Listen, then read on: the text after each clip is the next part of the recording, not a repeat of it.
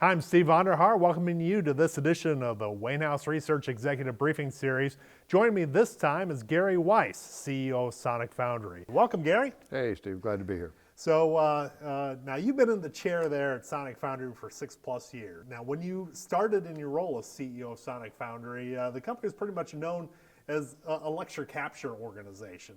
How has the company evolved during your tenure? How would you describe Sonic Foundry today?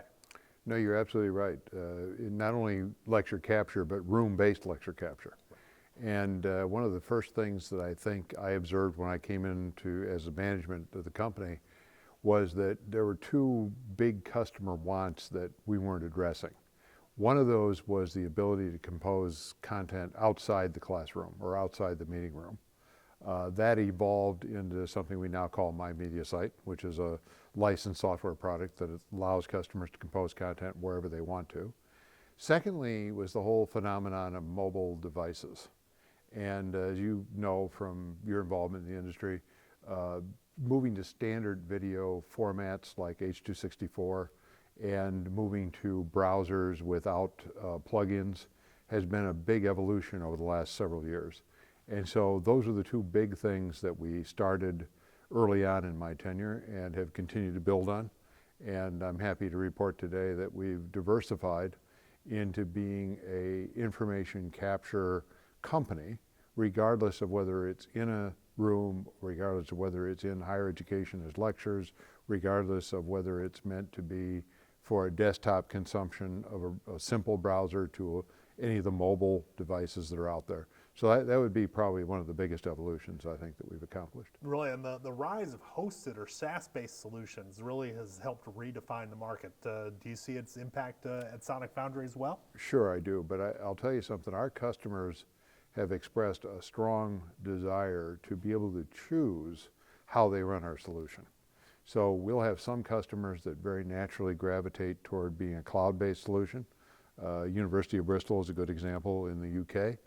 That's what they wanted from the start, and we were able to very successfully deliver that for them. University of Leeds, just the opposite. They wanted an on-premise solution, and we were able to do that. I think the other thing I'd point out is that we've invested in software technology to allow us to have visibility into what is happening in our implementation on-premise. We collect all kinds of data about things that are going on in front of the customer so that we can react to them faster and sooner. That's, I think, what has motivated a lot of people to do cloud implementations, because they have that visibility. We've implemented the same thing from an on-premise basis. So the news of the death of on-premise is greatly exaggerated? It's whatever the customer wants, and that's kind of where we're at. We're agnostic as to how we deliver our services. And you're beginning to change a little bit how you're going out and selling Sonic Foundry solutions. You're moving and evolving beyond the direct selling model. Tell us a little bit about that. Well, it's really quite complicated, and it depends a little bit on geography. In higher education, where we see a lot of cross-selling and upselling within a university, we still have a major presence in terms of direct selling through what we call our named accounts group. It pays off because we're doing relationship selling, and we will be able to, if we're in the business school or we're in the engineering school, we'll have the opportunity by being on campus to sell to other schools. So we're continuing down that path relative to direct sales. But I think what we're seeing is an evolution in a lot of other corporate environments and a lot of international environments where you really need a channel to be able to get in front of enough customers to do what you want to do. And I guess the best example I'll give you is Japan. In our Japanese unit, we basically now have selling partnerships with the likes of Sony, Hitachi, NTT, etc. And those relationships put a major branded Japanese company representing our solutions in front of their customers. And we think that's a very effective way to broaden out our reach in the Japanese market. So beyond Japan, what else do you see happening in terms of international opportunities for Sonic Foundry, particularly in China? Sure. In China, my previous experience at IBM, I saw what's required if you want to go into a country like China in terms of your own brand. And we made the decision, being a smaller company right from the start, that it wasn't about the MediaSite brand. It was about selling product into a market that basically we knew nothing about. And the only way to successfully do that was to find a reliable partner in China who would then take our technology, put it into the form of solutions for the Chinese market, understand the pricing, understand terms and conditions, understand all of that in China mechanism, and simply collaborate very closely with them in terms of making modifications to our products or supporting their sales effort. And that's been very successful. We have a partner called Push Tech, which really originally started with the Newsoft Corporation in China.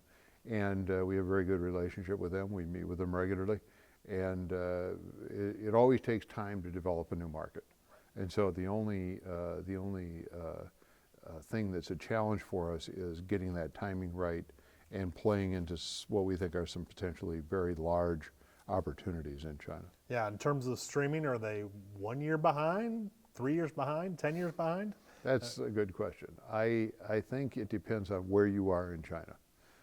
I will say that the major metropolitan areas are, I would say, on a par with what we do in Western Europe or the United States. But once you get a little bit outside of those areas, then you easily could argue 10 years behind, right? And I think the other thing that's true is that depending on the application, either live streaming is really important or on demand may be good enough. And so we see a mix of the two, both the on demand and the streaming. Gary, thanks so much for your time. I enjoyed the chat. You betcha, Steve.